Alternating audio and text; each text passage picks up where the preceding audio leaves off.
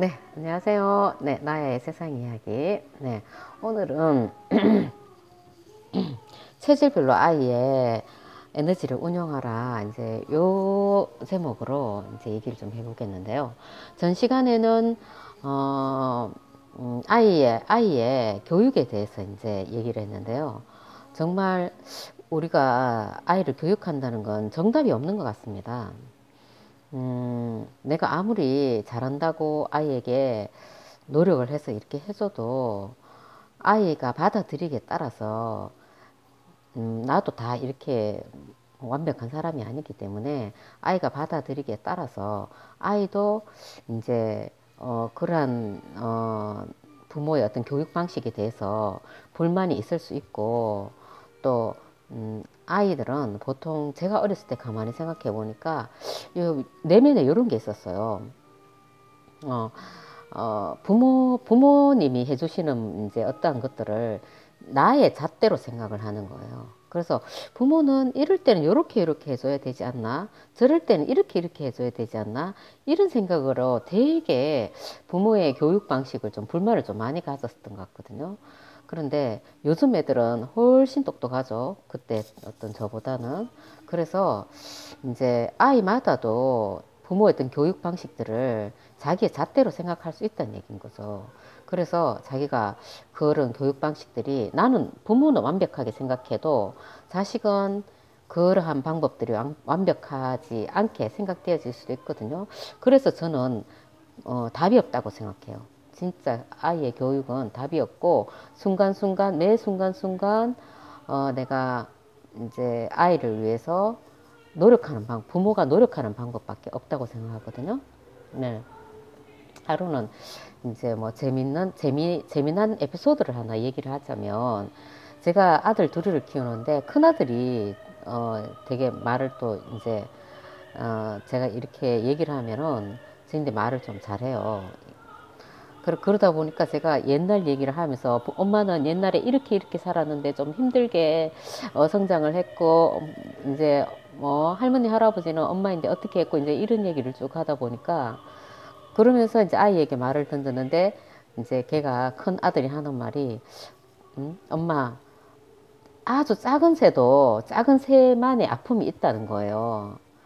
네, 그래서 그 얘기를 딱 듣고는 아 이게 정말 어, 그 어떤 누구라도 정말 이게 아픔이 없는 그런 어떠한 환경에서 나는 내가 환경이 안 좋아서 내가 고통을 받았다 손치지만 아들은 아들의 환경에서 그런 본인이 또 느끼는 아픔이 있다는 얘기인 거죠. 그래서 사실은 우리 큰아들인데 정말 큰 깨달음을 얻은 거죠, 사실은. 아, 사람은 누구나 다 그 환경 속에서 내가 아무리 부러워하는 환경 속에서도 그 사람만의 아픔이 있구나. 이제 그거를 그때 이제 많이 이제 느꼈어요. 느끼고 아이인데 다시 배우는 그런 계기가 됐는데 하여튼 진짜 아이를 키운다는 거는 진짜 정답이었고 아이가 저의 스승인 것 같습니다. 네.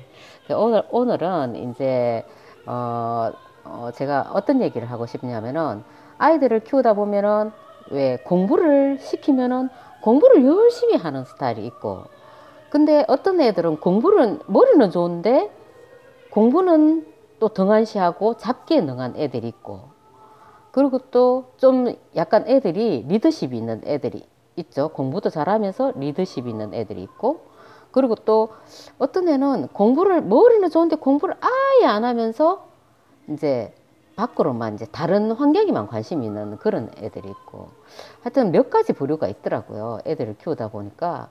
그런데 부모님들이 보면은 이제 공부를 열심히 잘하는 아이, 부모가 시키는 대로 부모가 하라는 공부를 열심히 하는 애들은 걱정을 안 하는데 이 공부는 안 하고 잡기에 능하고 다른 데 돌아다니면서 친구들 좋아하고 놀기 좋아하는 아이들인데 되게 걱정이 많죠. 네. 보통 이제 제가 사회생활을 하다 보면은 그러한 부모님들을 좀 많이 만나게 되고, 이제 그러다 보니까 거기에 대해서 또 이제 사주적으로 이제 풀어줄 수도 있고, 또 이제 그게, 사주적으로 풀면은 공부 시기가 또 있더라고요. 애가 또 먼저 공부할 시기가 있고, 나중에 이제 어느 정도 커서 성장한 후에 자기가 뭔가에 관심 분야가 딱 생기면 거기에 꽂혀갖고 그 공부를 쭉 해나가는 그런 스타일의 아이들도 있더라고요.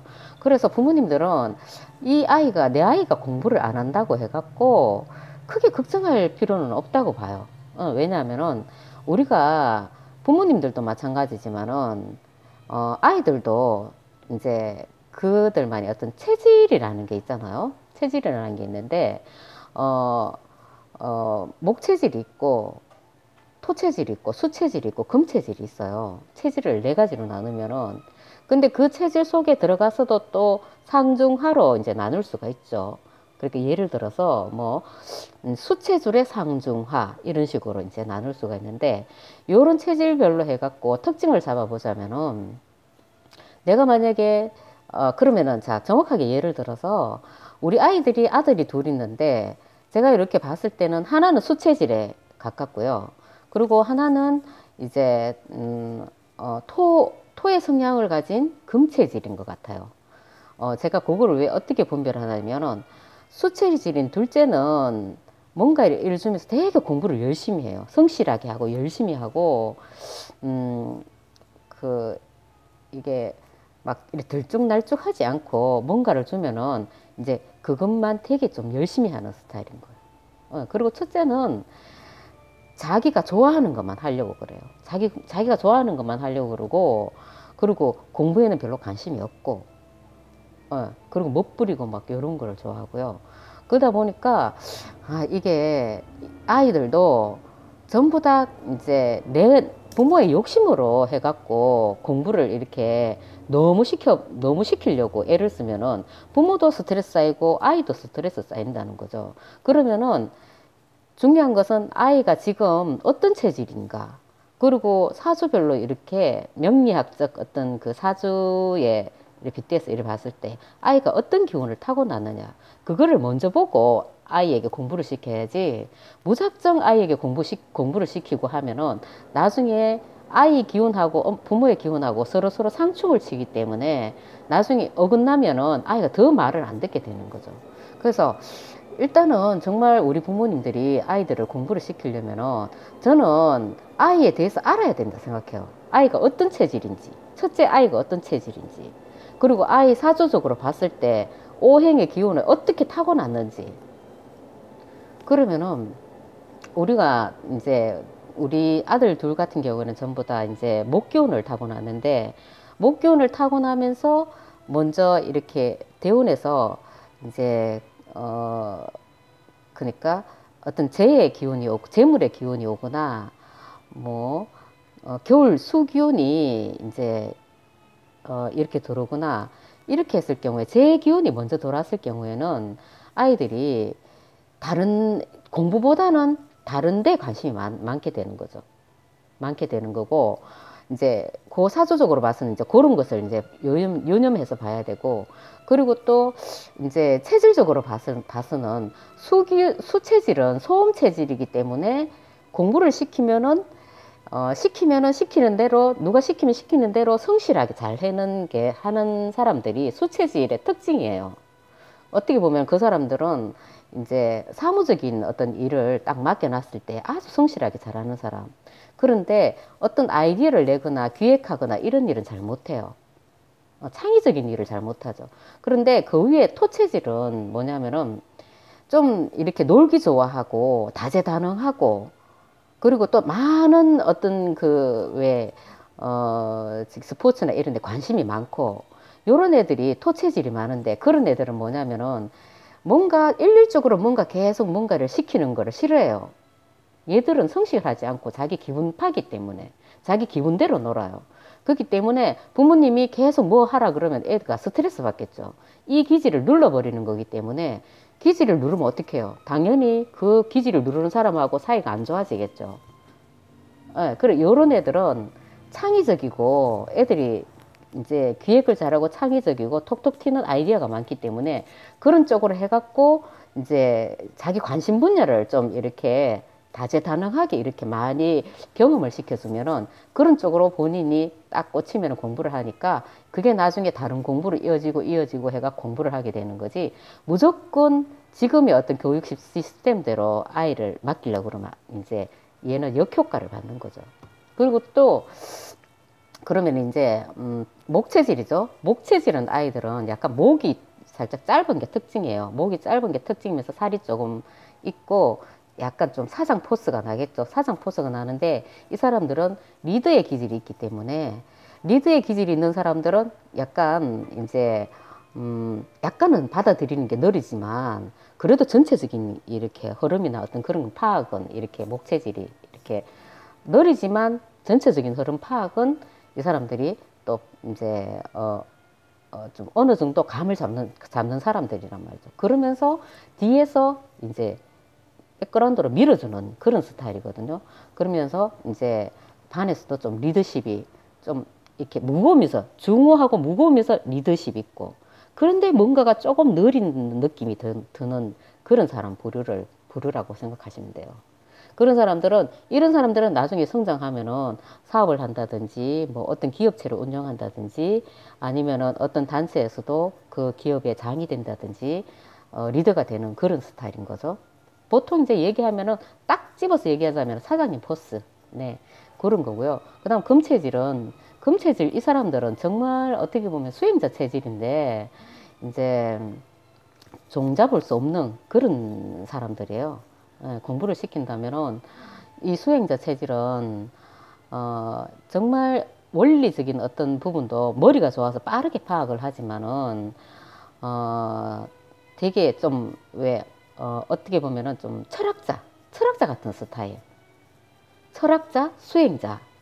뭔가에 또 나는 왜 태어났을까 하고 이렇게 사상적으로 이렇게 생각을 하고 그리고 철학적으로 생각하는 그런 사람들을 생각하시면 돼요.